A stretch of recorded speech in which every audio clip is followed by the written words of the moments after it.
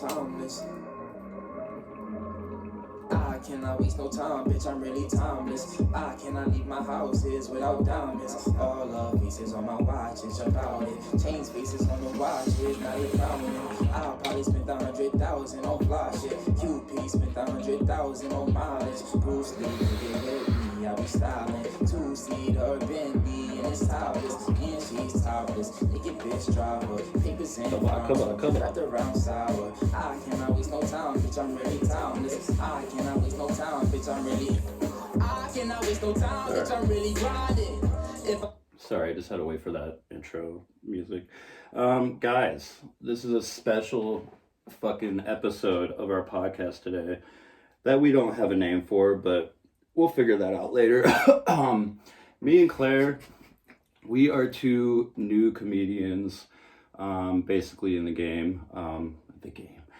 So yeah, we're just out here trying to get funnier. But while we're doing that, I was able to book my idol for this guest. The only cocktails suck, I'll say that. You know what's funny? Claire thinks I suck, and I'm saying this figuratively. I should say this figuratively because yeah, just say no homo. Yeah, people will be messaging me, but Claire thinks I suck your dick too much, Ty. I didn't say too much. I didn't say too much. There's a right amount, and then, yeah, okay. So he just sucks it. No, because it's funny because he always goes on these rants. I'm done stroking all these comics' cocks, fucking, they're sucking my cocks, fucking all this. And then he's like, I got Ty Rivera for the show, I got Ty Rivera. And I'm like, that's funny because you're always talking all this shit and then you're going to turn around and suck a cock. But it's the right cock, so okay. I was like, Exactly. I would not have. Me and Claire do our own thing. We're trying to figure out how to, spend an hour in front of the camera talking, and So with that, we weren't gonna book guests. We're not gonna, we don't do the guest thing.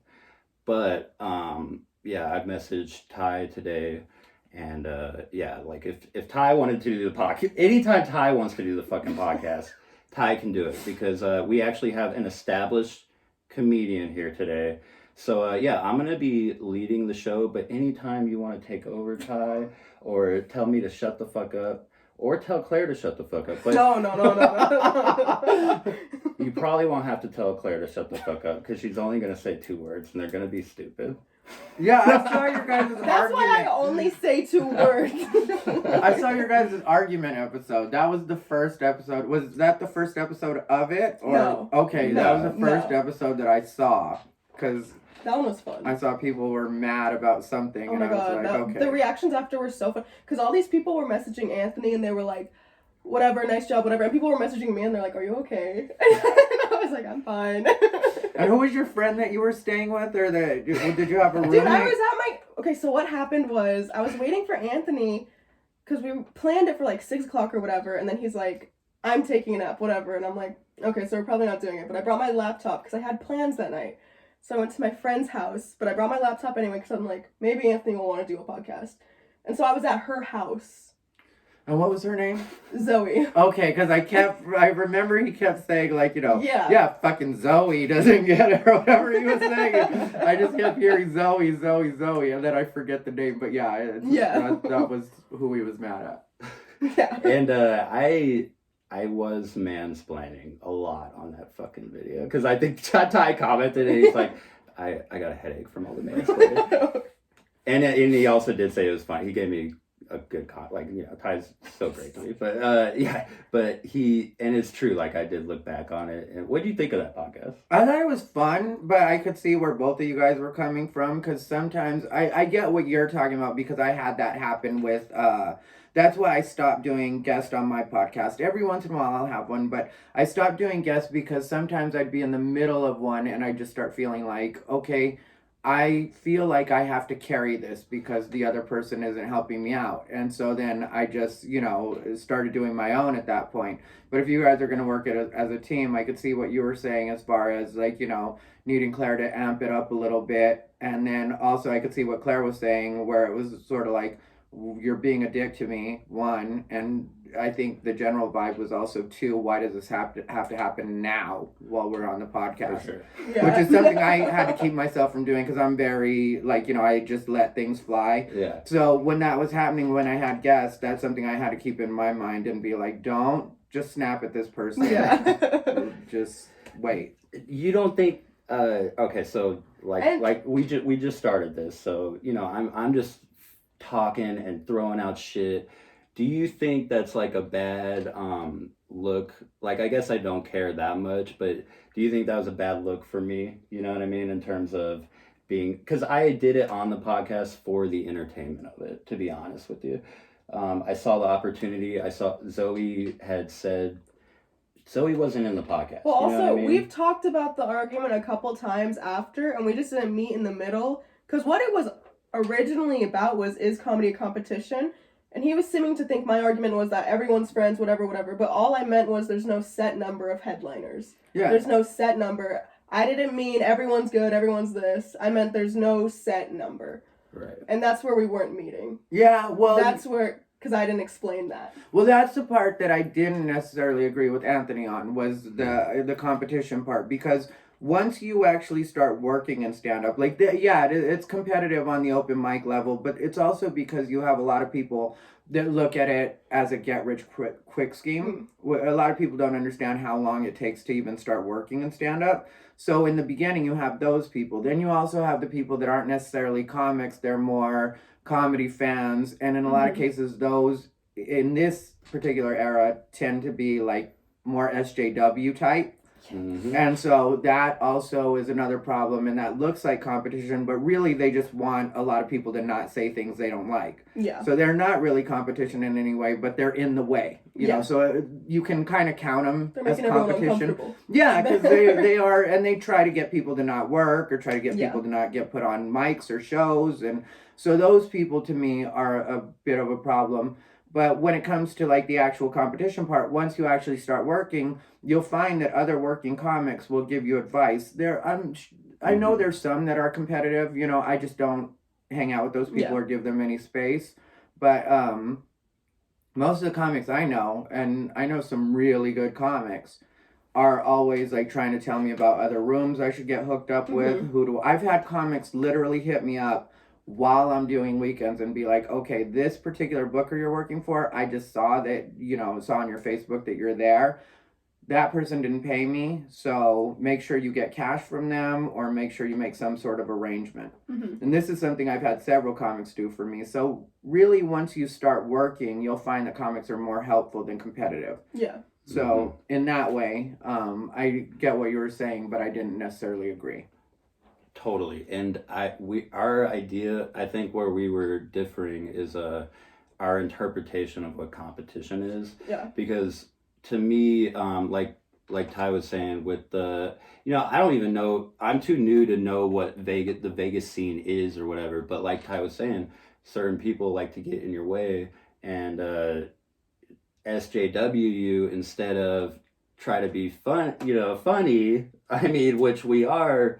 At the end of the day, comics, like if I did want to do speeches and stuff, I would probably do something else. I'd probably go to communication class in college, and do that. But so my goal is to be funny, and there's people that aren't that funny in Vegas telling you to shut the fuck up. There's a lot of them, yeah. And it's like, don't tell me to shut up if you're not funny. You know what I mean? Yeah, well, that's a lot of what I try to do, like when I comment on the Vegas comedy board and stuff like that, is I'll be honest when I say I really do try to discourage those people. All of the people that are doing comedy just to try to regulate what everybody else is allowed to say. Because the most frustrating thing with those people is they usually show up to a couple open mics. They do terribly, and then from there on out, they want to tell everybody what they can and can't say because they're a comic. Well, they're a comic now. The fact that you went to one or two open mics does not mean you're a comic. You are not an actual part of the scene. Like, you have to be active to even have opinions on stand-up, in my opinion. Yeah. And be funny. You know what I mean? Like, it's funny is very helpful, and I'm very clear about not encouraging people that aren't funny or listening to people that aren't funny. Because it's like, if I don't even like what you do, why would I want to take advice from you? Yeah. You know, you're not even Right. good at this, but I'm supposed to take advice from you. It's really frustrating, especially when open micers try to tell me what I'm supposed to be doing and saying, and it's like, well, I'm actually working and you're not. So Yes. am I taking advice from you on how not to work? Because I don't really know what I'm supposed to gain from you when it comes to comedy advice. Right. So I sound like a dickhead because I'm not taking advice from people that I guess don't, think are that funny. And so they think I'm a dickhead for that, but it's not that I'm not willing to take advice. It's that I am seeking out the right people to take advice from. And that's why I look up to people like Ty, because like he said, he is established, and we are friends, me and Ty are friends, but I also do look up to him as a comic, you know what I mean? Because that's what I'm doing as a new comic, trying to get funnier and trying to be around funnier people. So I treat him differently, and that's why I do suck his cock, because I am treating him a little differently, because he is somebody, you know what I mean? And a lot of Vegas comedians are nobodies. Yeah. A lot of cock. I didn't say you were wrong for it. So who don't you like? Can you name any names? That's in my let's see. You got that Oh in my the god, I notes? was literally just Let me talking about someone I find was it. so embarrassed by. Let me find it. I guess What I are don't you have to find it finding? because You have it's a list? literally just I have a little list just in case. I was prepared. Ty told me at like 8:00 that he would do it. 8:00 in the morning he would do it, and immediately cigarette list, Oh cigarette. my god. Thank you, because I was coming down from tripping on acid. Really? Yes, I'm getting ready to go on another like good boy phase. Like sometimes I don't do anything, and I'm not like a regular acid guy, but I every once in a while. And so I had this acid that a friend had given me, and last night I was just like, well, if I'm getting ready to go on this cleanse, I might as well do this tonight and get rid of it. Yeah. So Are we gonna?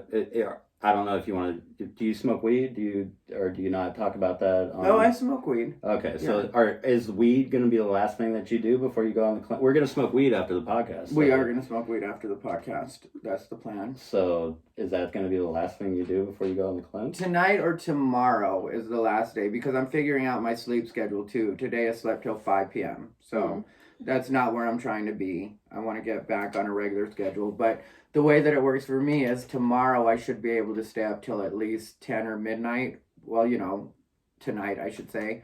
I should be able to stay up straight through.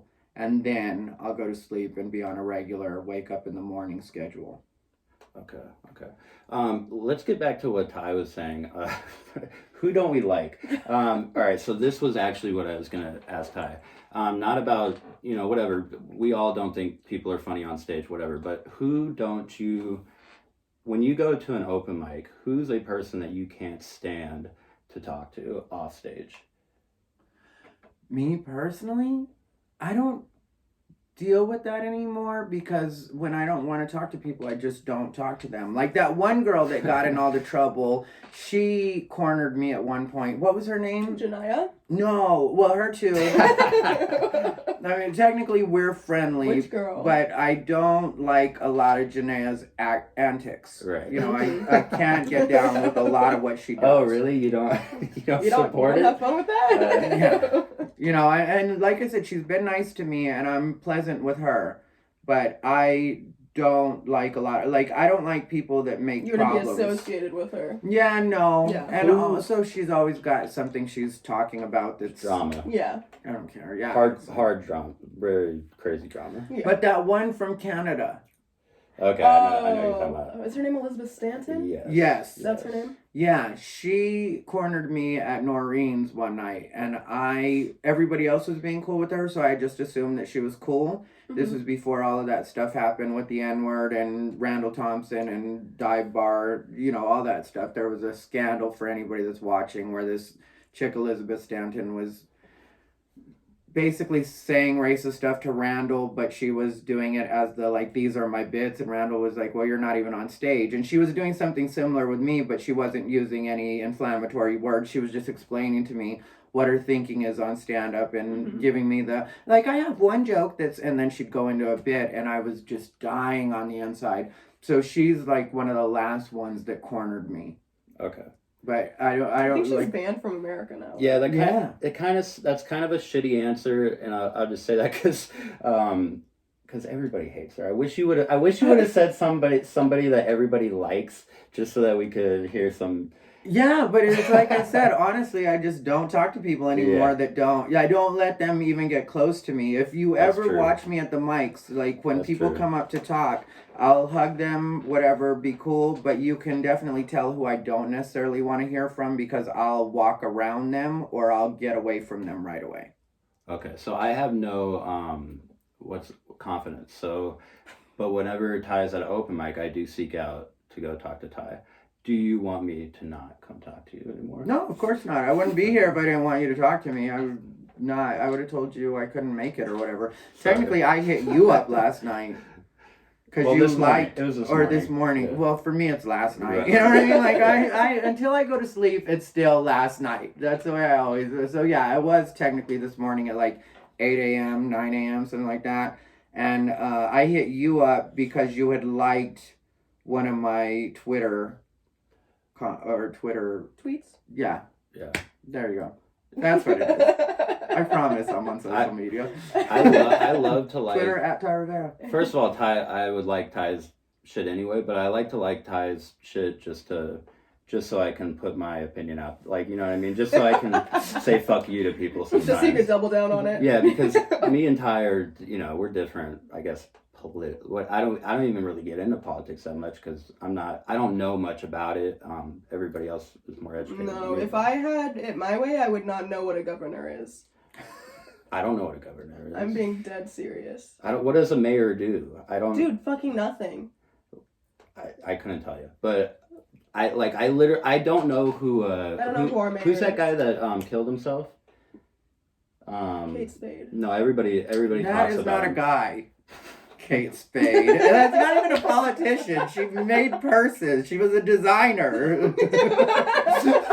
was that guy that comes on Kate Spade? Somebody wants to talk about Kate Spade, apparently. Yeah. Let's talk about handbags, Claire. And smoothies. She was royalty to me. Epstein? Epstein. Oh, yeah. I couldn't tell you who Epstein is. Who cares? I don't know. But whatever. Like me and Ty. What was I talking about though? See, that's Twitter.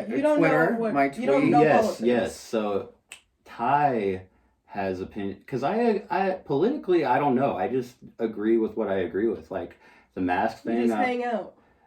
Yeah, like if either side. So when Ty says something, there's a certain amount of people that will just side against it, just because he's Thai or just because he's whatever he is politically, you know what I mean? Whatever he supports politically. But I don't give a fuck about that. So if he says something that's not politically liberal or whatever. And can I confess something? What? I didn't even vote. No. What do you think about that, Ty? Well, I know a lot of people that didn't vote. I did vote, by the way, and I'm not political, but I did vote. Yeah, it's surprising to me, but at the same time, why did you not vote? No time or didn't want to mail it in? Well, here's actually what happened was I was living in Chicago at the time. And so I was registered in Nevada, and then by the time that I was like, I should probably register in Illinois, I went on the website and they were like, it's too late. And I was like, oh, that's weird. And then like a week later was election day and I was at my friend's apartment. And they got back from voting, and I was like, oh, I wish I registered on time. And they were like, you could have registered when you got there. And I was like, no one told me that. And so that was just kind of me being an airhead. Yeah. If I'm being honest. Yeah, but I was like... That happens sometimes. That's not... I'm going to say I was suppressed. This would have been... Voter suppression. But I'm going to say I was suppressed. This would have been your first time being eligible to vote, right? Yeah. Yeah, because this is their first election, so... Yeah. You won't get jury duty, I guess. I was 17 during the last one, yeah. Okay. Yeah. I don't know, you should have voted, though. Did you figure out who you hate yet? Oh, who I hate? Or who talking to off stage? He's gonna say me. Damn, I wasn't actually gonna answer that, but I'll definitely answer it. Can't wait. Who do I hate off stage? Give me some names, Claire.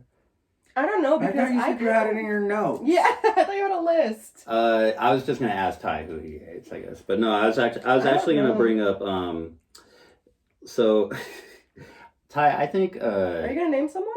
oh yeah, okay, Harrison. No, I'm just kidding. I'm friends with Harrison. I'm kidding. No, I love Harrison. That's why. Harrison, you talk too much though, dude. Stop. Like, just relax sometimes. No, everybody talks too much, honestly. But I'm one of those types that, like, I get nervous around you, Ty, and I get nervous around, like, people that I respect. Like, I get nervous around, like, I was telling Claire, I get nervous around Ryan Barassa, and I'm great friends with Ryan. But I'm not, like, when I'm with Claire, I'm definitely more comfortable being myself. I need to learn how to be myself all the time, I guess, and I guess that's me not being experienced or whatever. Yeah, but like if you're in the, like, even right now, like, I'm a little trembly. I'm a little bit more nervous because Ty's in the room, and I'm a little bit like more off in my mind because Ty's in the room. Like, and I don't know if that's like, I don't know why I do that. I don't know, but I'm very comfortable, so that's what I'm You doing. don't like talking to me on stage? Is this your answer being, I don't like talking to Ty on stage? This is a that long what's way of happening? saying. Yeah, is this a passive-aggressive thing happening now where I'm supposed to just take from it that you don't like me? Well, it's like, okay, now I need to try to figure out something funny to say to Ty. You know, and I'm not like the type that like does that off stage anyway. I don't give a fuck about being funny off Apparently stage. you are. What? No, I mean, but that's what I'm saying. My character changes when I enter, even like Garrett Hall. I really respect Garrett Hall, and I get nervous around him. You know, I'm not myself around Garrett Hall. I can't say like I'll suck. You know, or whatever the fuck I say. Well, I hope you don't say that. That doesn't sound like you're good at starting conversation. If you're gonna be like, I'll suck your. It's like, wait, that's not where we start anything. You know, Garrett Hall has been on the road with me a couple of times. That's one of the people I bring along to feature. I'm not even gonna say. That's one of my best I would friends. love to go on the road with Ty eventually. As when I get funnier, I'll invite him later. You and Garrett are friends? Yeah, we're like best friends. Okay, yeah. Well, I know he's mentioned being Why, friends with you before. No, because we like. I think people would be surprised at how little I talk to the people that I work with when I'm not working with them. Yeah. Like when I'm on the road with them, with Garrett, you know, I'll tell him all about my life and probably more than he ever wanted to hear. But then when we're in town, I don't really hit him up that often. Every once in a while, you know, he'll come over and we'll have dinner, but that's been since right the beginning of the shutdown that since that's happened. But, you know, I consider him a really good friend, but we don't talk all the time. The only time that he mentioned your name was when I had hit him up about the Kool-Aid situation. Okay, and let me just say this. No. I did not want to post what I posted about Kool-Aid, and then I was in heat because I captioned it something, and I was like, I didn't even want to post this. And I was like... She's embarrassed by her calling out Kool-Aid. What happened was he said something that wasn't cool, and then I just fired back calling him fat as fuck on Twitter, which is like a screenshot of what he did, and I was like, whatever, try being funny without being fucking fat or something. Like, I just, like, gave some random, like, clap back or whatever. It's a good line. I've told people that before. Yeah, but the problem was people started DMing me and saying, you have to post this on Facebook, whatever. And I was like, everyone needs to shut the fuck up. Mm-hmm. And so I was finally just like, what the fuck ever. And I put it on Facebook, and then I was getting all these comments, and I was like, everyone needs to leave me the fuck alone. I was like, on God, everyone needs to shut the fuck up. Yeah, and that's one person I don't fuck with on any level. It's Kool-Aid. That was the problem. I think because I posted and I was like, this is who y'all look up to or some shit like that. Yeah, some stupid shit because I didn't even want to post it. So I was just like, do I caption this? And then I captioned it the wrong thing, and so I got more back. Yeah, then I started commenting. Like, I was like, just to be clear, nobody looks up to Kool-Aid. You weren't the only, but my problem was I had such a small view of the Vegas comedy scene because I started when I was 18, and so I was kind of snuck around the bars and stuff like that. So I didn't know everyone. So in my eyes, I'm like, everyone thinks Kool-Aid's cool. Everyone, because like my view was this big. But now that I'm like old enough to hang out and stuff, I'm like, I was wrong. Yeah, Yeah. he's one of those people No one fucks with that guy. Yeah, he probably Jesus. thinks he's better at stand-up than he is, and that's partly my fault, I think, because he's mentioned it to me. I met him originally in San Antonio. I was doing a show in San Antonio, and it was for a guy named Bonchi, and Bonchi had booked Kool-Aid as, I believe, the feature. I know I was headlining the show. I believe Kool-Aid was featuring. Not 100%, but that's when Kool-Aid was closer to an open mic, or open micer. And so I told him something after the show. I don't remember the exact words, but it was something like, he was actually decent. He took that as I thought he was something great, which I do not on any level. Like, to me, I feel a lot like what you said. I've said that to other people before. Try losing the weight and then be funny. People are laughing at his fat. Yeah. It's like being a black comic. I'm so stupid. Or a gay one. That's all I said was I was like, try losing 300 pounds and then come at me or some shit like that. Yeah. And everyone, like Ryan Barassa was DMing me, fucking Anthony was like, do you want to post this in the Facebook? And I was like, fine, I'll post it in the fucking Facebook. Yeah. Whoa, don't blame me. Oh, okay, no, Anthony was like, do whatever you want to do. No, you asked me, dude, should I post this? And I'm like, you do whatever you feel like you should do. Yeah. But everyone was annoying me and I gave in to peer pressure and... Yeah, I can coexist with almost anything in stand-up. I don't have a lot of respect for gimmick comics. And that's what I consider you if you're a fat comic that just does a bunch of jokes about how fat you are. Yeah. There's nothing clever to that. You're basically a sight gag. That's what would be considered a sight gag in old school talk, So for me, I just don't get down with it. Yeah. No, and especially because what had happened was he DM'd like two of my close friends and was like, can you send me Claire's nudes or something? And I was like, that's kind of weird to begin with because I've never talked to this man before, whatever. And I was going to let it go. And then the next morning he DMs me and he's like, I was drinking a little bit last night and I'm not sorry for anything. And that's when I was like, okay, have fun. Yeah. I was like, okay. That's where I had the problem. Because I was really gonna be like, whatever, just some random fucking fat, weird fucking guy. And then he DMs me and he's like, I'm not sorry for anything, whatever. And I was like, okay. And so I sent the tweet and then everyone was like, you need to post this. And I was like, okay, whatever. Yeah, and I had messaged him and told him just not to feed into it. I was like, you probably shouldn't have sent that text. He needs to not feed into don't feed into it. Well, himself mainly. Yeah.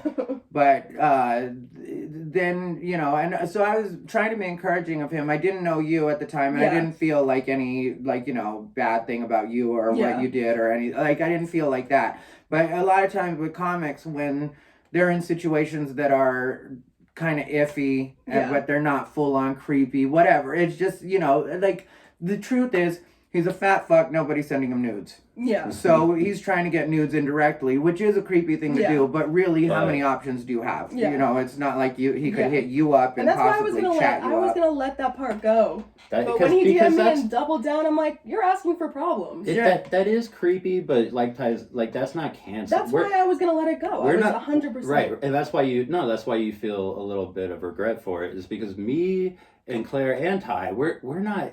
We are not into the cancel shit. No. We're not trying to cancel people out here.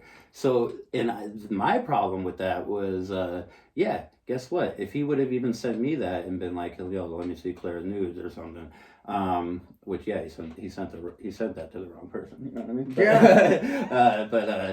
Yeah. If he would have sent that to me, of course I would have said no, but I wouldn't have even put that out there because that's just something desperate people do sometimes. Yeah. You know what I mean? And it's okay, whatever. That's not cancelable. But don't fucking come back and threaten my friend. No, because this is what happened. There was some threat that went around that Claire was going to get canceled for it. That Claire was going to get canceled for calling out Alex because, Alex has got some clout. Yeah. And don't fucking threaten my friend, or don't fucking threaten any of my comedian friends about being canceled. Or else we'll go back at you. That was the issue. That's where people like him should be careful with that because he's done enough stuff that's cancelable now that if he were to try to do that to anybody, all everybody has to do is get in line and just be like, okay, well, let's completely get rid of him. Exactly. Including where he lives, which people have decided to let that go. And I get why people decide to let that go. This is where people like Kool-Aid get on my nerves because they don't understand that they're really on thin ice to begin with. So everybody's trying to be nice. Everybody's trying to be forgiving. Don't make problems. Exactly. Nobody needs you for that. You're already a fat fuck that doesn't really do original material. The least you can do is keep your mouth shut and stay out of everybody's fucking way. Or one day I'll get pissed off and I will go on a tear that he's not ready for. That's what happens with me and people like that. And I almost did it because he did some creepy shit with me that I wasn't expecting when I was performing at a show at the beginning of the shutdown. And I'm not going to go into it because I don't want to give that situation life. But I did, like, just put it out there. Like, for anybody that needs to know, I don't fuck with Kool-Aid. And I tagged him and, you know, made sure that everybody knows that.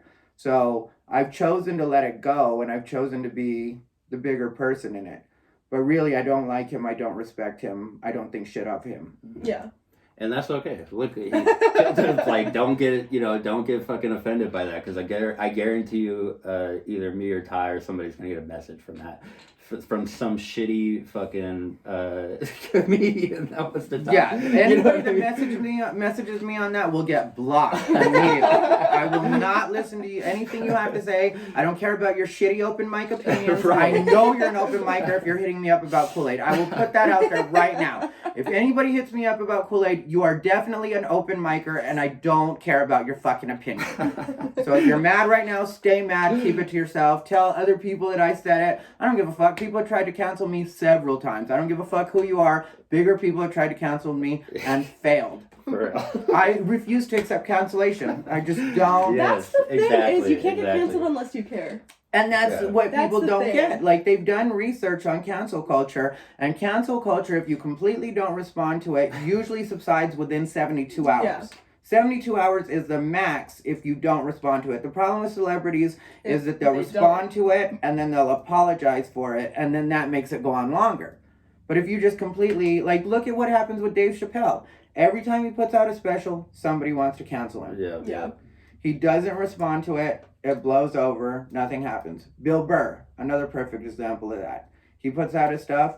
People get mad. They say whatever they say. He completely doesn't respond to it. Yeah. It goes away. The two biggest comedians in the world, by the way. Yeah. With the biggest platform and the most people coming at them. Mm-hmm. You know, because you have to remember the full force of whatever community that they've upset, whether it be the feminist community or the LGBT community or the trans community specifically. Like, you look at what those particular groups have been able to do with cancel culture. They basically are the reason cancel culture exists. They're very good at it. They're the best machine with it.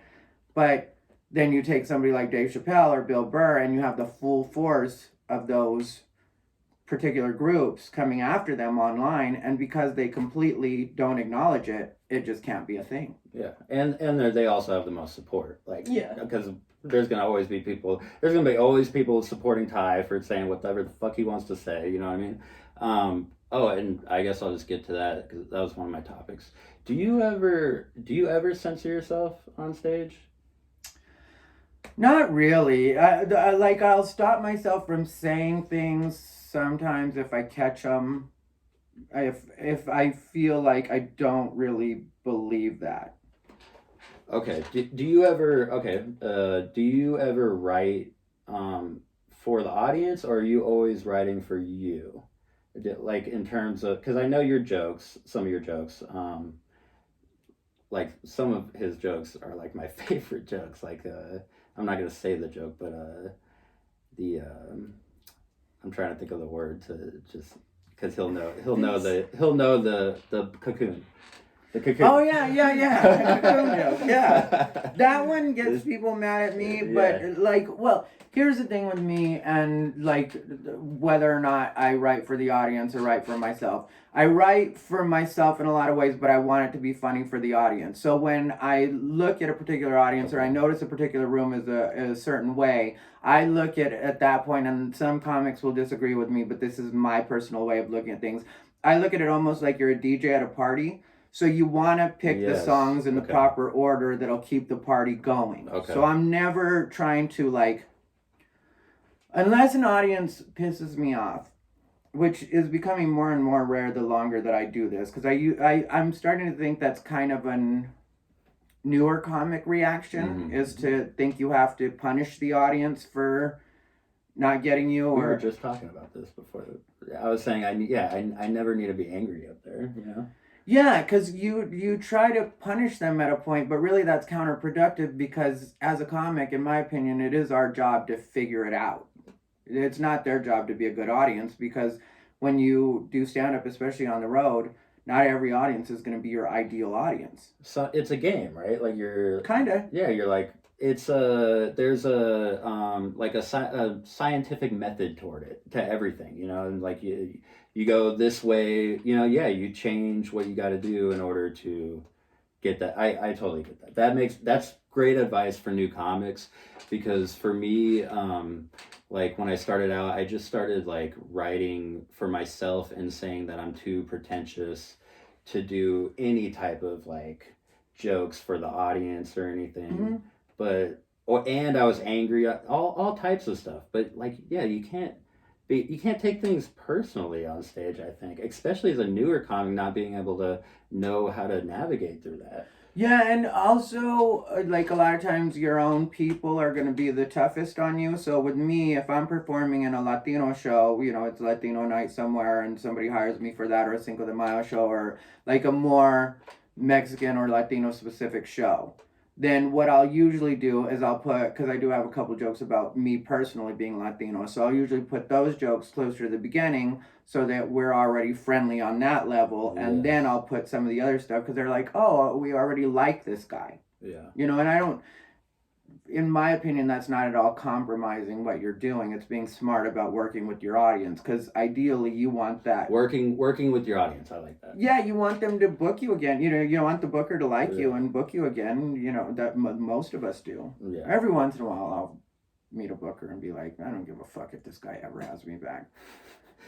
I mean, because... That's just true, you know? Sometimes you're just like, this fucking loser tried to pay me in Tapatio hot sauce.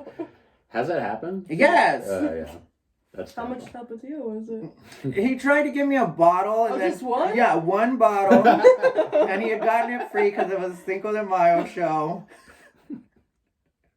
And then he tried to tell me that he didn't make the money that he thought he was going to make off the show, so he wasn't going to be able to pay me. Oh, that thing. And this is when I was newer, and so, you know, I just fucking grabbed that Tapatio bottle in a way that let him know, if you don't give me my money, you're getting this Tapatio right back. Oh, man, my first ever time I ever got on stage was actually a show, and I got so fucked.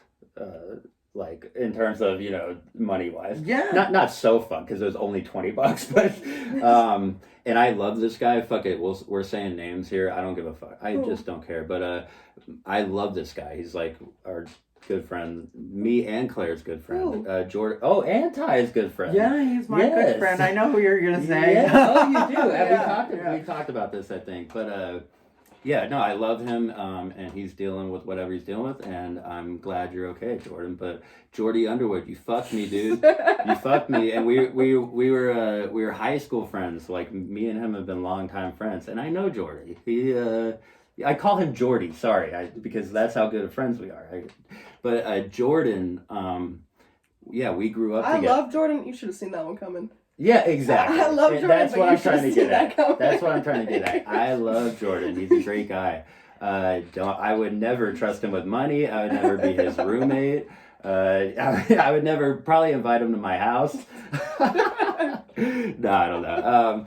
But I like how you're like, no, I don't know. You're still not. You didn't say no. I'm just kidding. You're like, no, I don't know. I don't know. I probably wouldn't. But I've had him over to my place a couple of times. Jordan is very nice. Did he steal anything? No, he did not. I think he accidentally took one of my mics, though. But it was That's what I thought. It's true accident, though, because like he had brought over his mixer for me to try to use it, you know, for a podcast episode. And then he came back to get it like 2 weeks later. And I remember him specifically asking me, are either of these yours? And there were the two mics. And I had had just assumed, and I think I brain farted and just didn't remember, Yeah. but I had assumed that he had just brought the mics, and then I was like, no, and he took them. And so I hit him up the other day and was like, did I accidentally send you home with one of my mics? And so he's supposed to get back to me. We Right. chatted for a bit. Well, I also know, you know, like you said, he's going through a lot right now. Yeah. So I'm kidding. But and I'm willing to be whatever about it. Like if he Yeah. doesn't actually have it or doesn't It's just- return it. I think it's all right. I think it's hilarious. I think it's hilarious that Jordy's got one of your possessions. Like that. That is so funny. That is so funny. Just knowing who he is, but Yeah, but he's never stolen anything from me, and he's been over Yeah. like twice now. Yeah. Three times. No, I 4 times. One time I made him and his girlfriend hang out outside instead of coming in. Yeah. Well, because, you know, I'm weird about people in my place. So if I trust you, that he doesn't brought mean you over- can necessarily just Bring bring someone. somebody. Yeah. The And so- uninvited guest thing. And she seemed like a nice enough girl, so it wasn't like I was tripping. But at Yeah. the same time, I was just like, yeah, I don't really want this person in my place. And it's not really clean in there, which is another thing with me. If my place isn't clean, I don't want strangers getting that first impression, Yeah. you know? Yeah. And so I was just like, well, just let's hang out front and we'll smoke and hang out and do what we do. And then I had to scold Jordan. Well, because Yeah, you have to scold Jordan sometimes. yeah, Yep. but I love Jordan because he takes it, and I don't mean that in like a bitch type way because he's cool about it, but he Yeah. takes the criticism because that's what it is, especially when I scold somebody. Because my thing was, he was drinking beer and stuff in front of my place, which I don't mind at all, you know, but it's like my actual patio, like Yeah. the way my apartment's set up, it's my actual patio. It's in the front, and he spilled beer, which is kind of cool, but not really at the same time. But anyway, it's concrete, so who cares? Then he put out cigarettes, like, you know, next to it, and I was just like, I actually live here, Jordan. Like he's treating it as the dive bar outside. Yeah, and I think people need to remember that when you're hanging out at somebody's house or somebody's apartment, you don't make it look like a frat house when you leave. Yeah.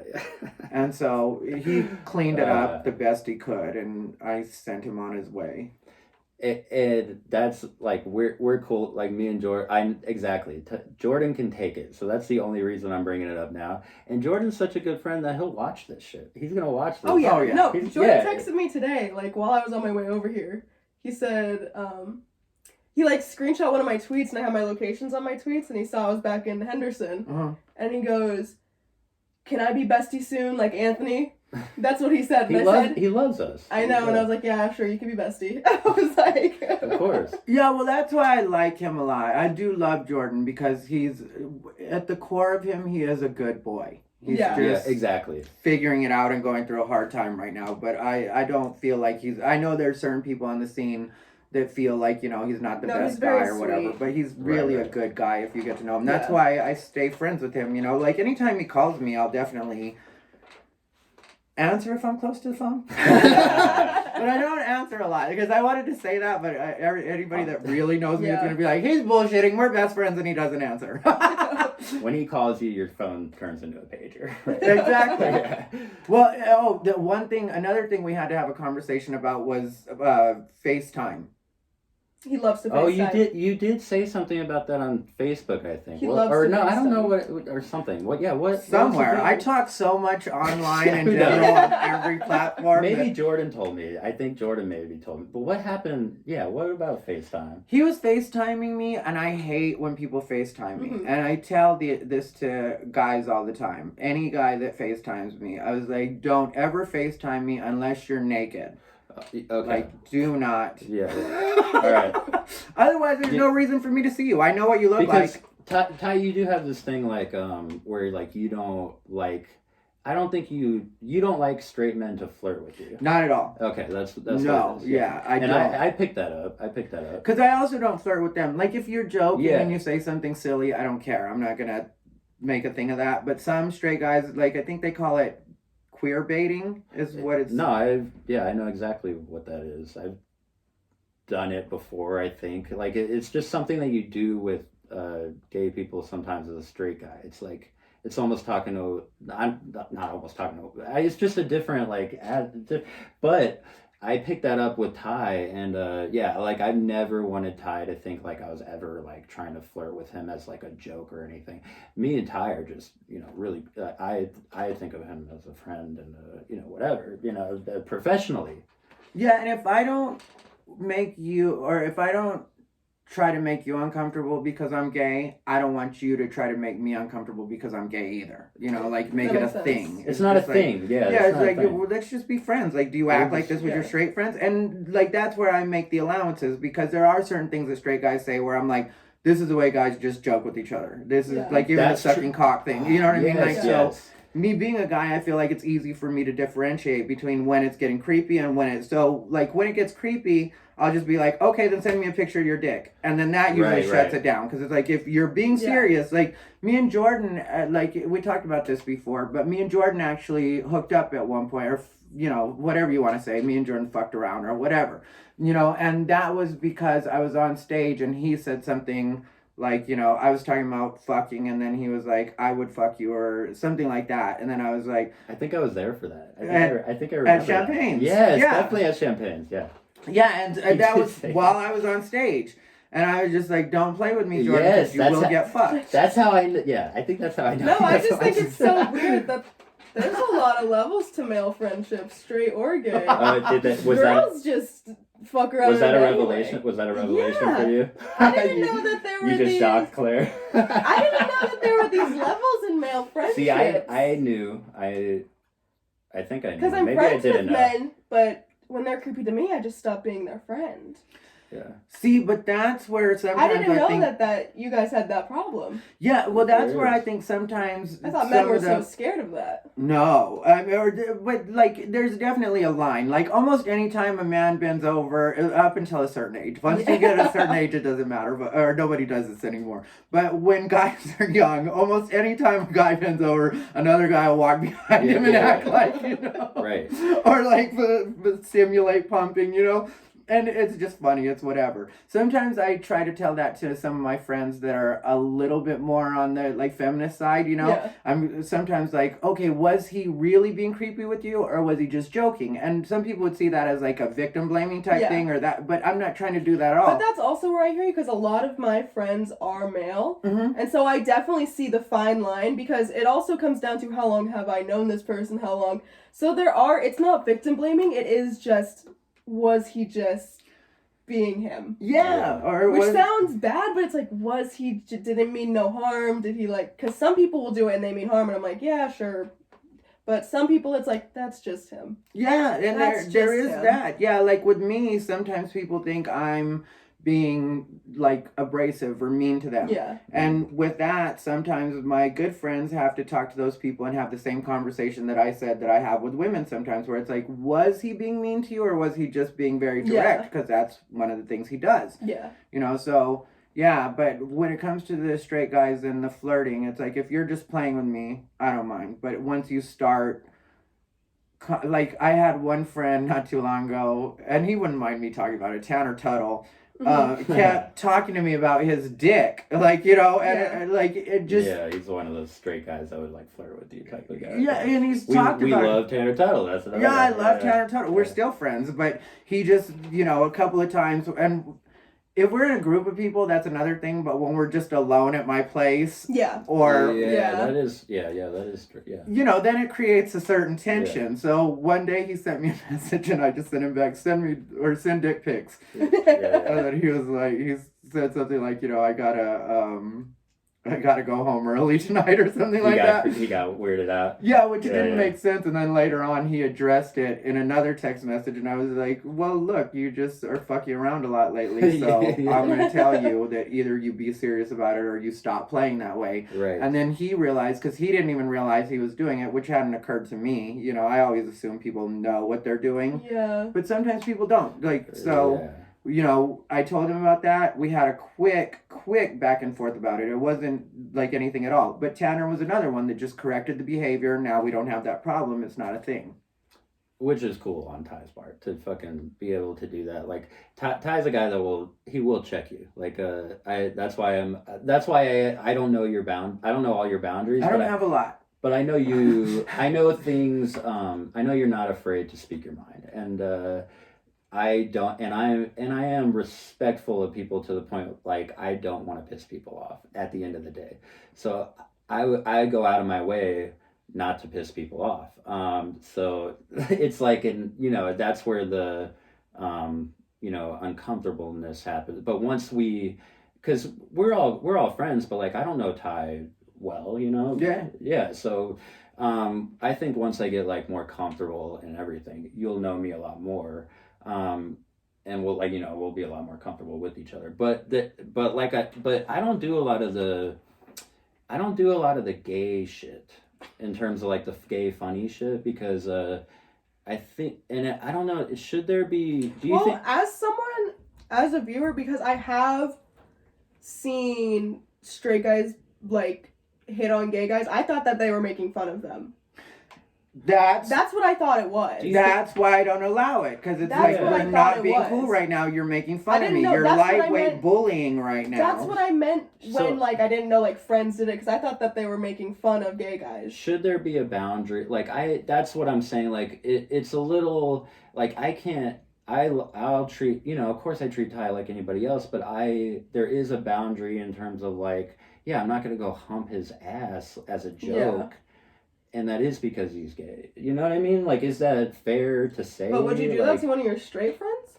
No, not me, because I'm not like that. But I think there should be someone else's. I think there should be like a boundary there. But up until a certain age, like I said, a lot of guys do that kind of stuff. Like it's very. I talk about sucking dick. You know what I mean? Yeah. I don't think I would joke about that. What I'm saying is, I wouldn't joke the same way Ty about that. Yeah. And it's not because I'm trying to treat him differently or anything. I think it's a respect thing. Yeah, but also when you're using the, like, in the beginning when you guys started talking about sucking dick and whatever else, you very clearly said metaphorically, or you know what I mean? Yeah. Like you were very clear about it not being not real. Yeah, not the literal act. Yeah. So. But I wouldn't have said that if you were straight, to be honest. Like, you know what I mean? I said that figuratively because I'm just like, let's get it. I don't want to make anybody uncomfortable here. You know what I mean? And I don't think, like, to your question, I don't think that anybody should make actual boundaries. Like, I'm not at all telling people don't play with your gay friends like this or whatever. I'm saying this is me personally.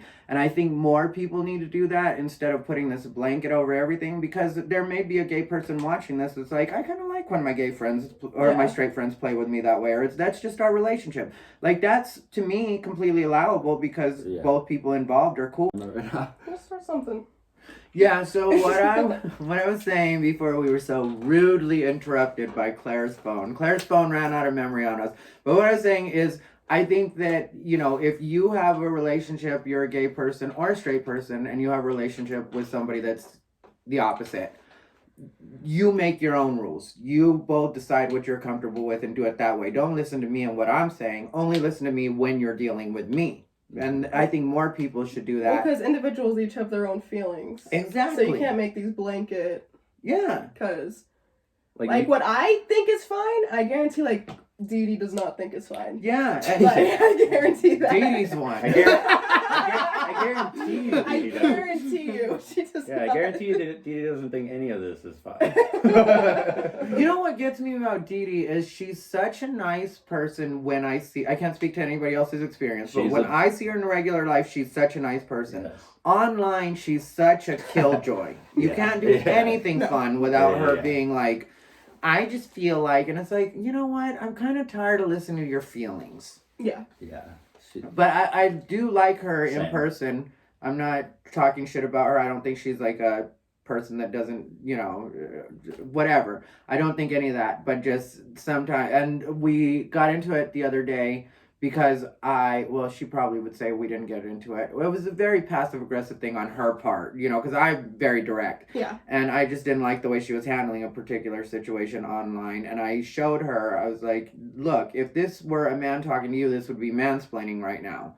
But you're basically doing the same thing. And she didn't really care for that feedback, which I don't blame her. But at the same time, I feel like when I talk to people like that, I'm kind of letting them know you could technically grow as a comic if you would just have this conversation instead of trying to make fun of it and shut it down. She becomes a superior figure online. Or, she's on her She has a superiority complex. A lot of people do that, though, online. It's a weird thing. That's why I kind of stepped back a little bit, because I figured out that I was posting too much like I was getting angry online and posting stuff that just to piss people off. Do whatever you do. I'm done arguing online. If someone tries to argue with me, they win, because I'm done trying to argue. I'm like, I said what I said. If you don't like it, you don't like it. I don't give a fuck. Also, I'm not gonna argue. Also, that comes with being newer. I say that a lot because everything is about me being new. Like, I just want people to know that although I talk a lot of shit and I say I'm funny and like fuck all of you guys, guess what? I don't know shit. Like, I don't know comedy. I'm a new comic too. So you know what I mean? I don't know shit. But what were you talking about? What was I saying? You have a superiority complex. No, before that. I don't know. I just totally spaced online and how you were scaling back because you were being angry and yes. So Ty can kind of have that's you got to treat people differently a little bit, because as a newer comic, nobody gives a fuck about my opinions on like the world and shit. Like it just makes me look bad in the end. But as somebody that actually has people that care about their opinions, which is Ty, or somebody that can actually get traction, then I think you can start making opinions online and stuff. But for me as a new comic, I don't think anybody gives a fuck about me. So sometimes I do it and it's a mistake though in my mind. Like later on when I look at it, I'm like, you know what, you really could have gone without saying that, or you didn't need to necessarily stir up that, So there's times too when I have to watch myself, and I'm starting to do the same thing that Claire was saying about just not really engaging as much online when it comes to arguments. I don't have the energy to. If you want to have a conversation with me about anything, even publicly, like online, I don't mind that if we're actually having a back and forth and a conversation. But to me, that ends when you say anything that's name calling or anything that's truly insulting. If you call me stupid, any of that stuff, it's like, is that really the way you would talk to me if we were having a conversation? People online seem to forget how to talk. If they were talking to someone person to person, would your shit get rocked? Yeah. Well, that's what people need to remember. Yeah. Would you get hit right now? Would you? maybe that's how online talking. Yeah, that's how it needs to be. Like if you're one of those types, that's not. But also, you shouldn't. Words shouldn't make you hit people. You should be able to. I disagree. No, I'm joking. I strongly disagree. I'm not going to argue with you about it, but I disagree. I'm just going to say 2 words and then I'm going to sit here. She just gets up and hits you. Would you what would make you hit me? I wouldn't hit you. Who would you hit? I've hit a couple bitches in my life. Bitches? Yeah, I hit as girls. As in females, yeah. You've been in fights? I didn't know that. Yeah. Okay, you wanted... What happened? Well, I didn't know you were aggressive like that. I don't like when girls fight. Well, the problem is, I had really bad anger issues, which is what anyone that gets into fights would say. Yeah. And so I was just very aggressive and hostile. And now I'm trying to lean back on, because now I grew out of the fighting and I got kind of more into arguing, and now I'm like, I don't have energy for that either, and I'm just trying to lay down. That's why you were trying to argue with me earlier today, and I said, I don't know why you're trying to do that, because I'm just sitting here. I was like, I'm not arguing with you right now.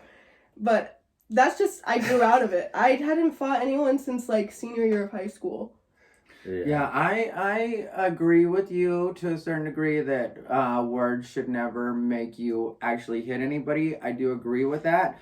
But I also think that people need to remember that not everybody's working off that thinking. Not everybody's evolved to that point. So you still want to watch what you say. No, because at a point, I said that as a joke, but at this point, I'm like, I think if I got in a fist fight right now, I think that'd be real tacky.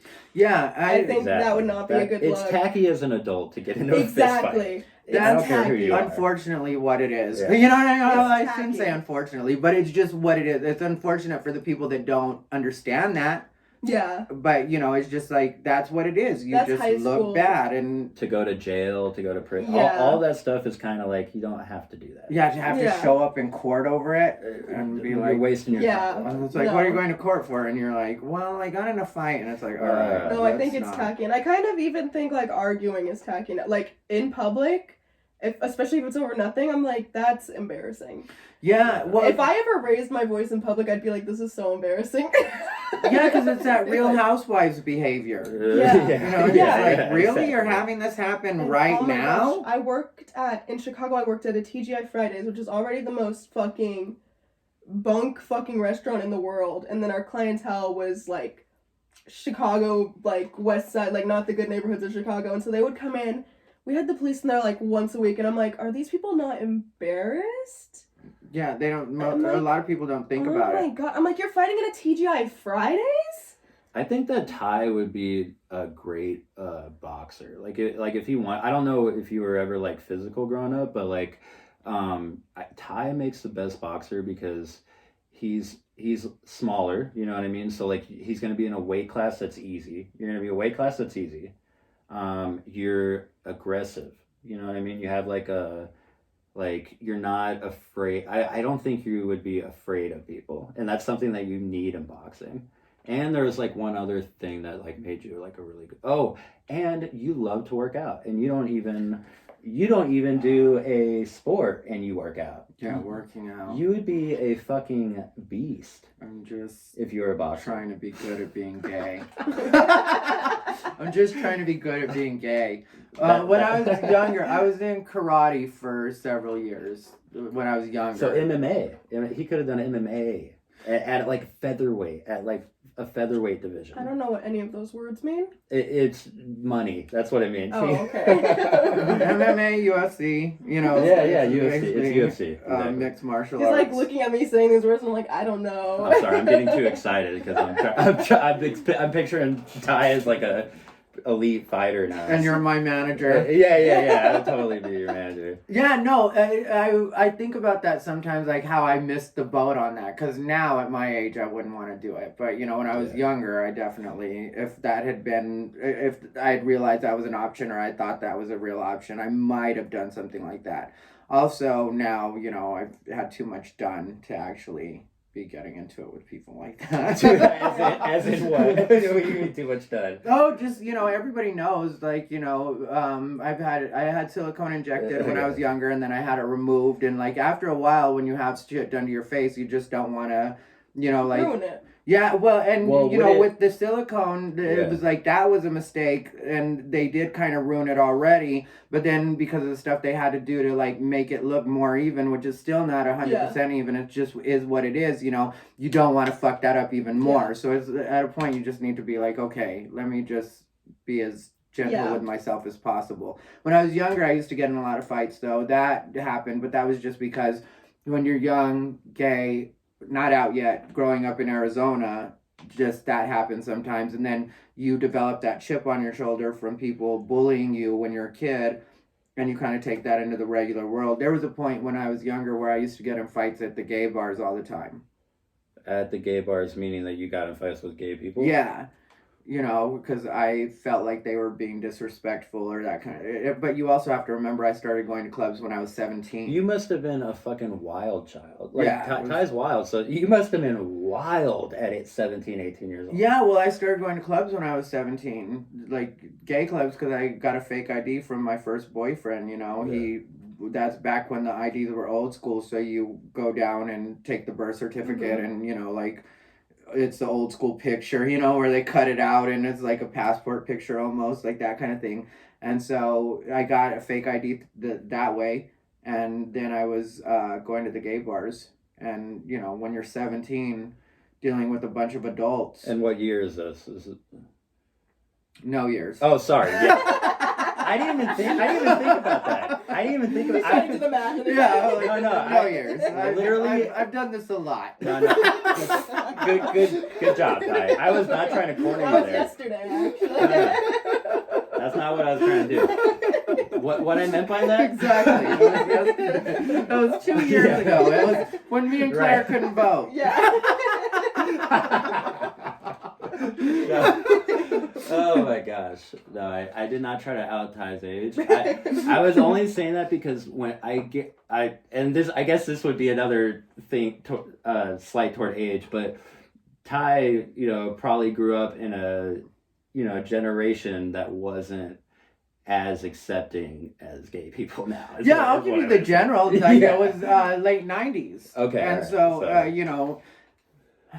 that was like that. And that's why, I'm the way that I am in certain ways. And I don't think a lot of other gay people get that because, they try to apply today's rules to me. And it was like, no, yes. grew up on a different type of, so like, yeah, I am kind of aggressive in the way that I do things or the way that I express myself, especially when it comes to being gay and dealing with other LGBT people, but also because I think that if you were to marry kind of what I went through and kind of what they're doing now, you would have a better combination if you were to actually like acknowledge both. Okay, yeah. Because like the way I grew up is you couldn't get your feelings hurt about a lot of shit because no one was going to listen. Look, I'll say my age. I'm 30 years old right now, and I grew up Older man. Is it? I know. I was. I didn't realize you were my elder.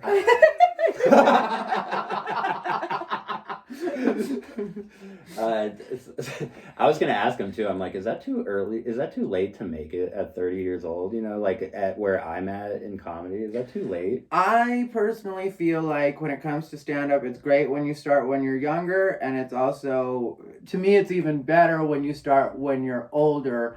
Just in the way that you have more to talk about, you have more life experience. I started when I was ready. You know what I mean? Yeah. Before I started at 28 years old. Before 28 years old, I would have had a panic attack getting on stage. I was not ready. I was writing jokes 7-8 years before I got on stage. Never had the balls to actually do it until I was 28. Like if I would have started at 21, I would have failed. Like you did, Claire. 18. Claire started at 18. You know what I Yeah. mean? And that's a huge fucking thing. I don't even know if you realize where you are right now in terms of how ahead of the game you are and you can be, because you're so fucking young right now, and you started 3 years ago. You know what I mean? Yeah, and you just keep building up that stage time and getting more and more comfortable on stage, and that can be really valuable. I just think when people come in a little bit older, they have the life experience, but they also have to just work smarter and work faster. Yeah, and I'm not gonna say like I'm not shit or whatever, but I was like, as soon as I started getting booked. You know what I mean? It was very fast, but that's also because I'm 28. You know what I mean? You're also actually funny though. Like, that's one of the reasons that I started talking to you when I first met you was just because you're actually funny. Like, that's like the main thing for me to really talk to people. Just because, unfunny people, I don't feel like I have a lot in common with them. Same. That's fair. Same, but it's hard to say that when you're at our stage. Yeah, I People just think feel you're a like, douchebag. No, because there's people at our stage that aren't funny. I know, but you can't say that. Yeah, you can. I mean, you can, but I know, but you can't, but you can't, but you can. You know what I mean? Yeah, I just usually feel like once you figure that part out, then we can have a conversation. Just the funny, just like base being funny. Well, we met. You missed my set because you were the headliner, so he came in late. He's not gonna watch the fucking I don't know, whatever. I don't want. But that was my first.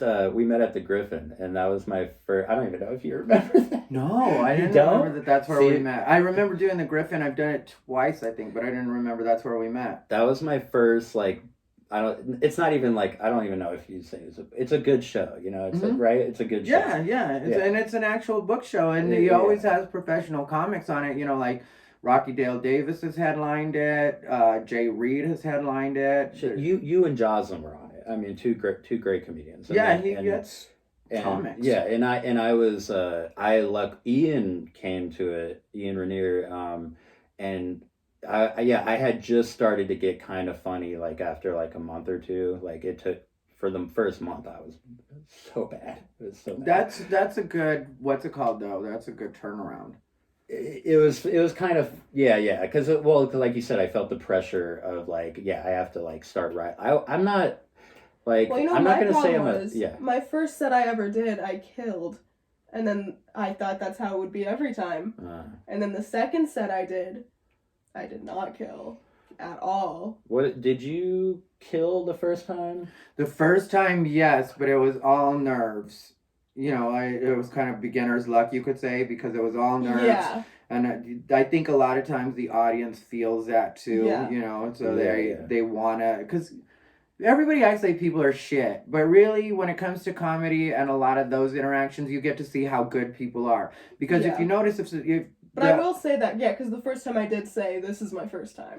Yeah, so if the host says that or the comic says that or whatever, then the audience automatically feels like, okay, we've got to kind of protect this person. Supportive. They're a little more supportive. Yeah. Yeah, so that's why I say, like, you know, to me, that kind of shows how good people can be. Because otherwise they could be like, yeah, fuck this person. You know what I mean? But, yeah, I did really well the first time I went up.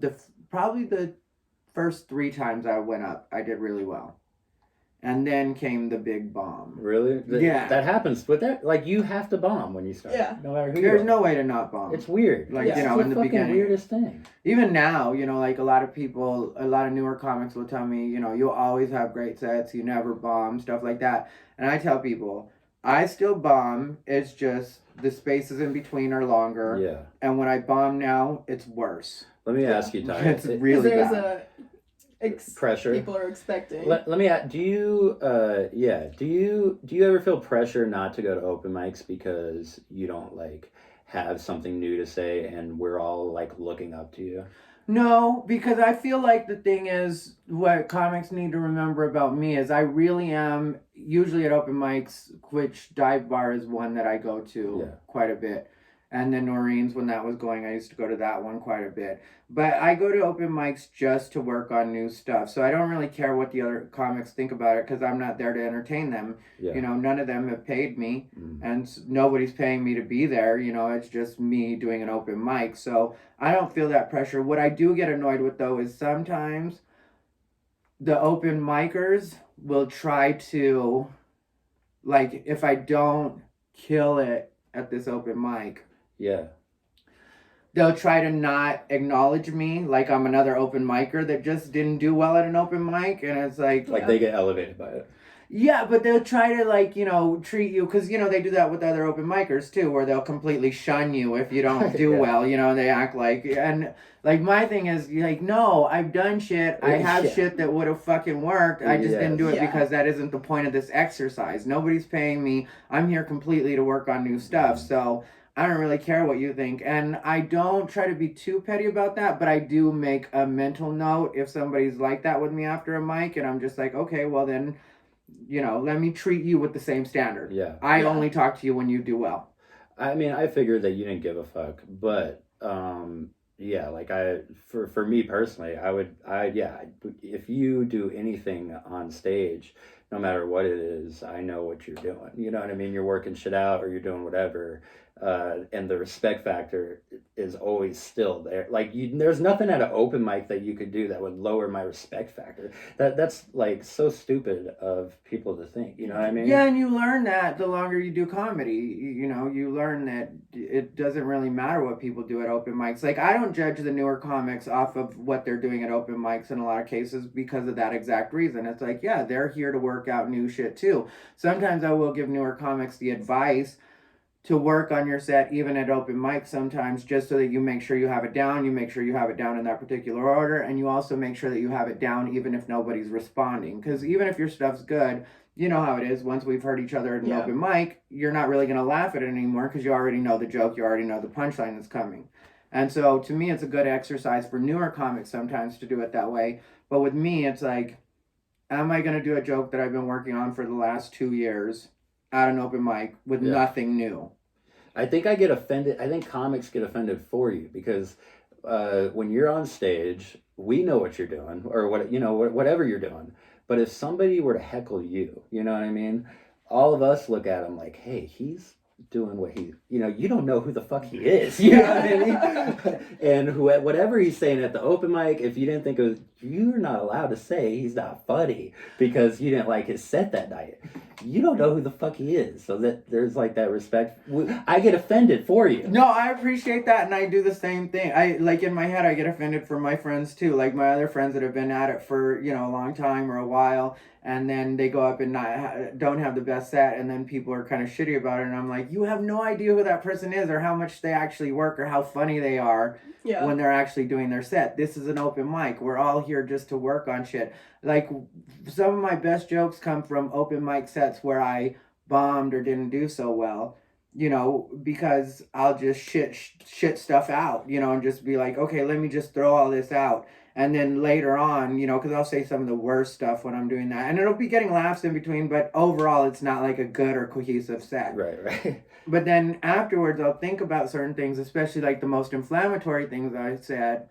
And I'll be like, okay, why did you say that? And then I'll try to take that thinking apart. And then usually I'll find a joke in between what my actual thinking is and what I said on stage that I don't necessarily mean, that was just an inflammatory thing to say, because it comes from somewhere. Somewhere in you think that. And we're all lucky to have like comics, because all right, this is kind of a weird, I don't know, how the comedy scene works everywhere, but in Vegas there's a lot of headliners that I know, most of the headliners that I know, that never attend open mics.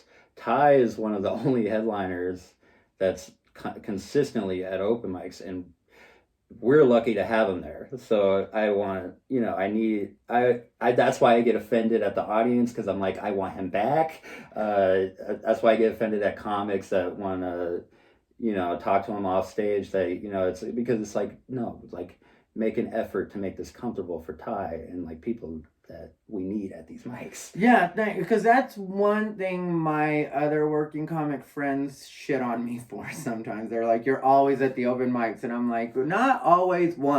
That's one thing, because I do spend plenty of time just writing at home or shooting my YouTube videos or that kind of stuff. But like, for me, it's important to be at the open mics because I always want to have at least some new stuff for people to hear. Is that not do people not do that? Do older comics not do that? They don't go to the open mics anymore? No, but that's also why a lot of older comics, there's one story that's like kind of famous, and I won't put the comic's name out there, and plus a lot of people wouldn't know him anyway, and that's not just me being catty, it's just, there's a million road comics, There's one that has a pretty good fan base, so he works the A clubs pretty regularly, he has his weekend at the Improvs, but he's not a name, and he's been doing the same set forever. He has a loyal fan base. So he does question and answer at the end of his sets in a lot of cases. And there was one lady that sincerely asked him, she was like, hey, I really love you, and I've been coming to see you for a long time. She was like, but do you have any idea, like, when you're going to be, like, writing some new stuff? Or... Oh, my God. Literally, during the question... Bang! At his own question and answer. It's like, I try to connect with my audience, and this is what you do.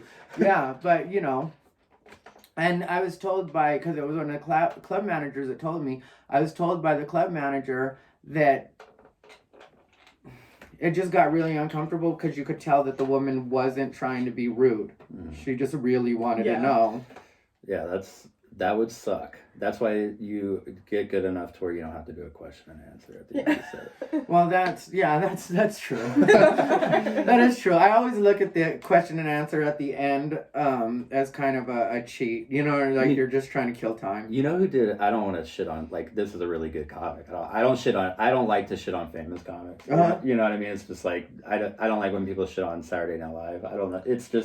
It's like, you would love to be on Saturday Night Live. Like, what are we shitting on, But I don't like, this guy, I saw this guy live, and he's a great comic, great famous comic. Andrew Santino. He did questions and answers at the end of his set. But I think I'm getting back to, like, at that point, like, when you're an Andrew Santino, he's just working shit out for me now, like at an actual club it was at Jimmy Kimmel's. Well, that's what I was gonna say. A lot of the comics do is they'll open mic basically built into their sets. Yeah. And I personally don't feel comfortable with that. I don't judge them for doing it because if that's your way, that's your way. But I personally don't feel comfortable with that, so I go to the open mics instead. Okay.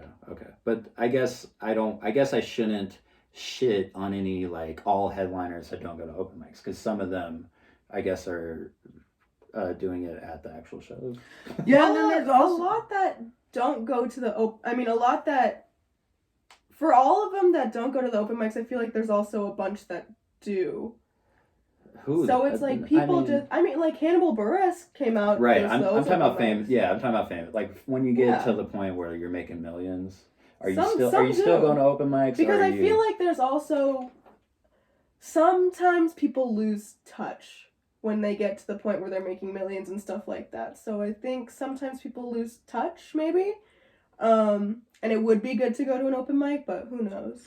when I was in LA, the last 2 years or so that I was there, Bill Burr was known for popping in at open mics, and he would do, like just try some stuff out.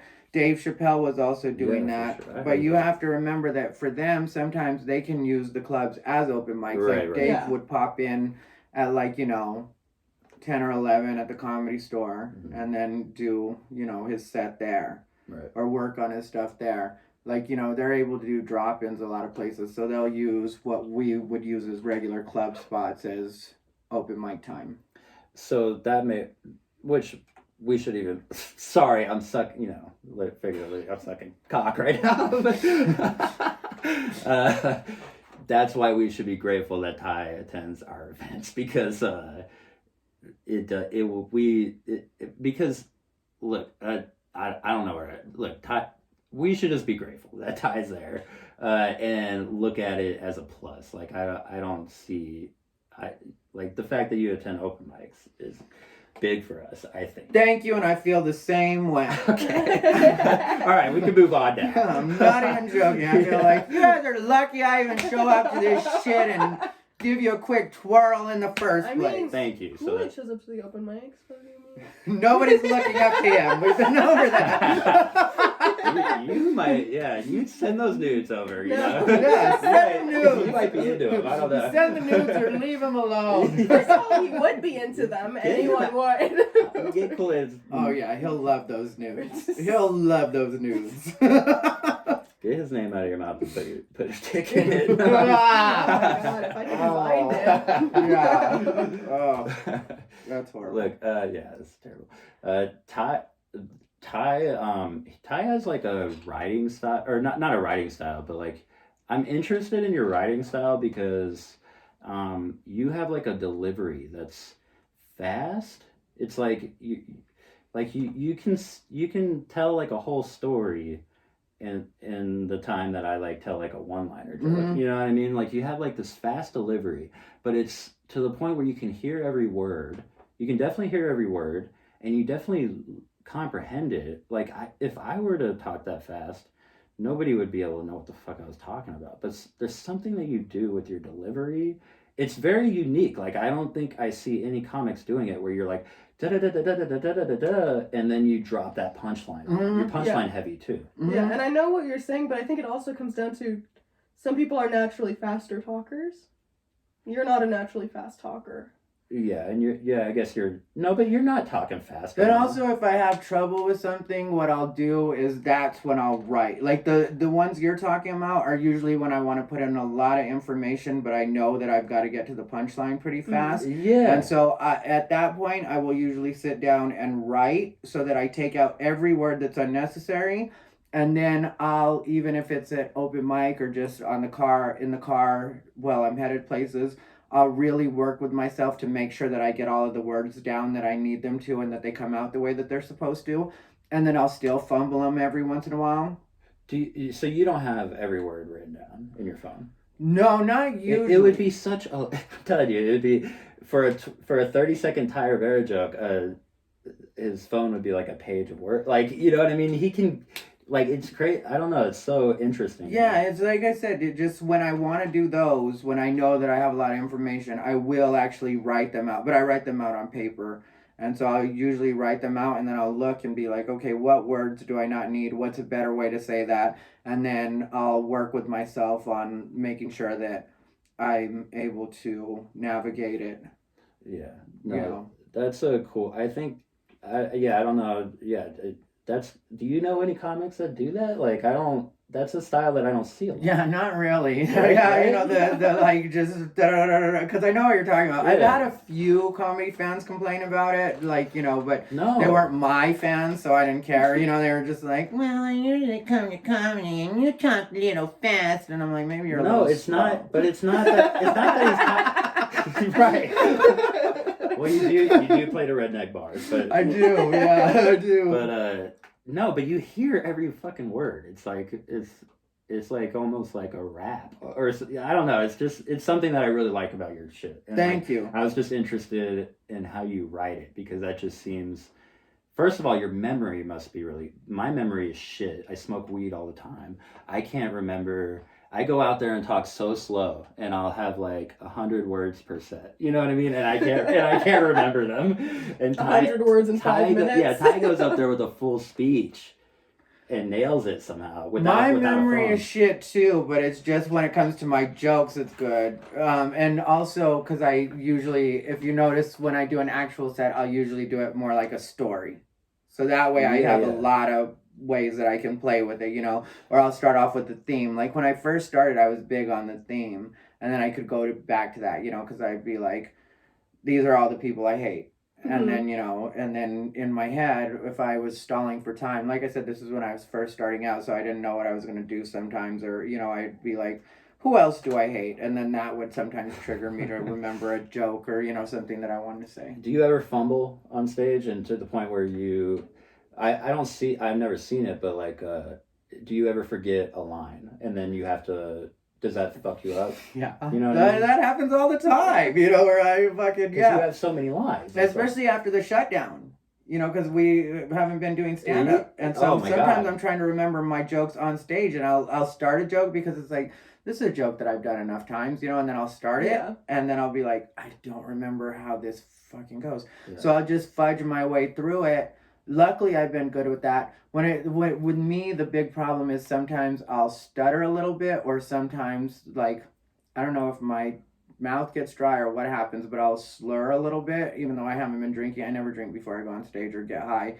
And so I'll, you know, slur a little bit, and that will bother me. And then when I stutter, though, like, I've gotten good at the audience being fun about it, because I'll just be like, you know, I'll be having trouble with the word, and then I'll be like, ah, and then they'll start laughing, you know what I mean? At me, and then I'll repeat the line, and then it'll hit, you know? That's like the veteran shit that you find out. Like, if you fuck up, you can like fix it because you're, you know, good. You know what I mean? Yeah, and the audience will usually be very forgiving, and in a lot of cases, especially when you're doing a paid show, the audience wants to have fun. They're there to have fun. Yeah. So they want you to recover. To have fun. Yeah, they want you to recover too. They're like, just pull this joke out for us, and we can move on to the next one. You know what I mean? Like, we don't even care if we don't laugh this hard at this one. We can laugh hard at the last or the next one. We were laughing before, you know, and that's where I think like experience helps. Because when you're a younger comic and you start to not do well, you start spiraling, and you don't realize that you're creating that spiral in a lot of cases. In a lot of cases, the audience is willing to jump back on board with you. But you've decided in your head that now this isn't going well. And so at that point, it becomes a self-fulfilling prophecy, and you're just not going to do well because you've already decided that in your head. And you do that Bill Burr shit when you're not Bill Burr. You know what I mean? Yeah. Like, it's like, that's what I'm talking about, like the angry. I'm not good enough to be angry on stage. Everything I have to play, it's a game on stage. So I have to play that game. I'm just trying to make people laugh. But when you're at mics, you should play with that a little bit, because you know, it's not the worst thing in the world. Like, I'll use every emotion in certain sets where I'll be like a seam, but once you've let yourself do it and let go with it, you know, where you really have been angry, and then you think about it afterwards when you get off stage and you're like, why did I get so angry, or that kind of stuff. It helps you in the way that then you can play with that emotion and have the audience get that you're not really there. Yeah. See, now I had it at Dive Bar. I did a set, and people heckle at Dive Bar. That's what happens. You know, you got to go into it thinking people heckle. It was my first time at Dive Bar, and I did a set. I was like 3 months into comedy. Never had a heckler, you know what I mean? Never had dealt with that because I never had been to Thai bar. So I go up there and I say one joke, and then all of a sudden a girl in the audience, she goes, now say something funny, you know, and I didn't know how to handle it at all. So I went up there and I did my Bill Burr set where I go, fuck you, or you know, whatever Bill Hicks said, you know what I mean? Where I'm just like, bitch, did you sign up for the fucking mic? Fuck you, you cunt. And I just went in, and about 3 minutes in, she just left the bar. She had her boyfriend with her, and I said, your boyfriend fucks you, and I just went in. I don't know, you know, I get whatever. And they left. They got really like offended at the end of it. You know what I mean? I really pissed them off. And afterward, Vincent Blackshear, he was hosting it at the time. He came up to me and he's like, dude, try to work your way through that next time. Maybe not be so angry. And that really resonated with me since then. And I'm just trying to be funny up there. If somebody says I need to find a funny retort to that, and I didn't have one. Yeah, you just well, I think because you're insecure when you first started doing stand-up. We all are, you know, like it's just the way it works. You don't even know if you're fun.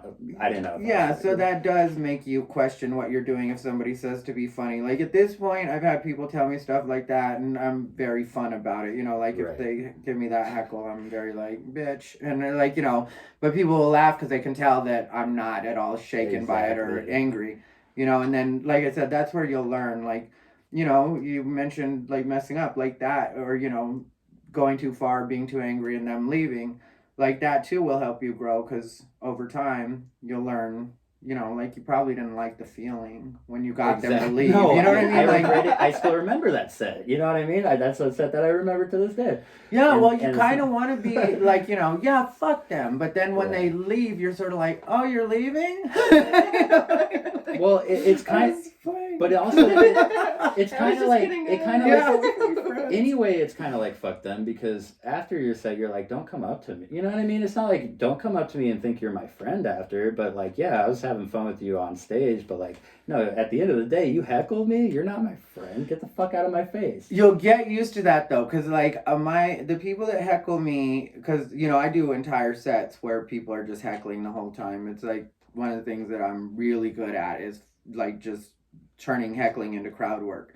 And so even though sometimes I want to do my material and they are getting on my nerves, or did get on my nerves, once I get off stage, they'll usually come up to me and be like, you know, we did pretty great, huh? Or like literally this is the kind of stuff they say. And I just, you know, will shake their hand and be like, thanks for being fun and stuff like that. And I like, that's one of my big things. I don't care about anything once I get off stage. Yeah. So anything that happened on stage, you know what I mean? If you're a heckler, you're an asshole. You don't care. Once I get off stage, it doesn't matter anymore. I'm off the clock, so what do I care now? You know, I did the job. I'm getting paid for it. Yeah, you got in my way a little bit, but it turned out to be a great set, so... Yeah, but they're not your friend, right? Like, or you don't... I'll be nice to them, but I don't consider... Yeah, I don't... In most cases, I don't really consider them to have been helpful the way that they think they have. And when they're like, we did well, it was like, no, you were technically trying to fuck everything up. And I was making it work. That's where I'm getting at. Like, I want them to know that they weren't... Yeah, they weren't helping me during my set. You know, yeah, maybe I recovered from it, or, you know, Thai or whatever. Yeah, but at the when they come up to you... It's like, yeah, good job, brother. You know, I was with you during that set. That was great. We killed, you know, and it's like, nah, dude, get the fuck out of here. Didn't. I saw that with Jessie. Do you know Jessie Johnson? Yeah.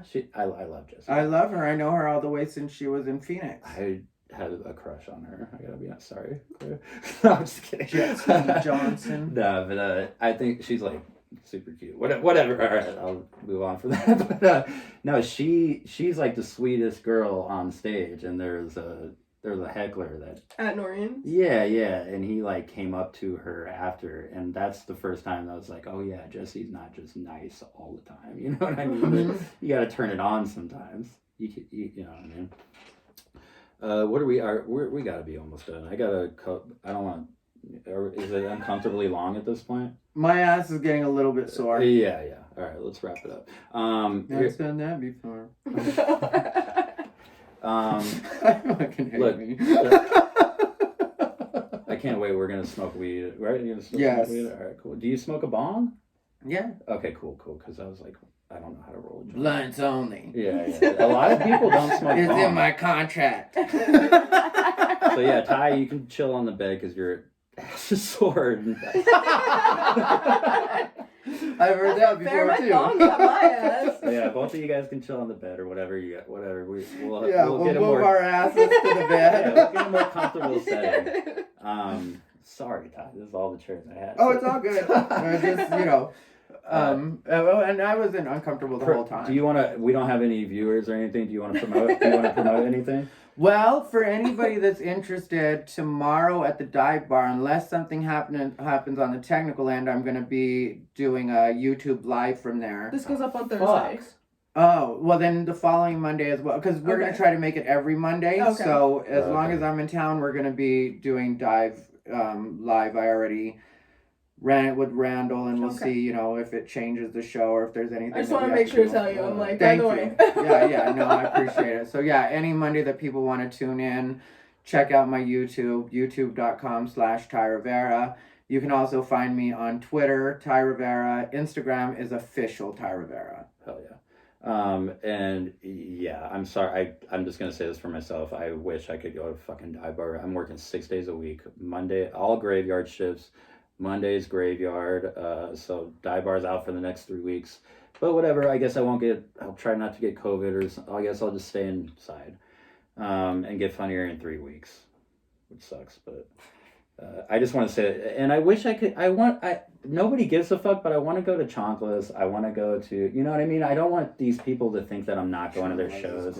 I know, and Ty does, like, he said he does his best shit at Chonkless because he's comfortable there, or whatever, whatever it is. It's a great situation. So yeah, I want to go to all the shows, and I will eventually once I quit my job. Anthony will quit his job. One thing about him, he will quit his job. And once I do, I did buy a Kia Soul, 2019 Kia Soul. Not bragging. It's comfortable, Ty. Uber? No, just bought it. Oh, I thought you were saying you were gonna. No, Uber. Yeah. Once I get funnier in a couple of years, if you ever want to go on the road, I'll take you as my. I'll chauffeur you for sure. That'll work. Okay. All right. Claire, do you want to promote anything? We're done. No. All right. Turn it off.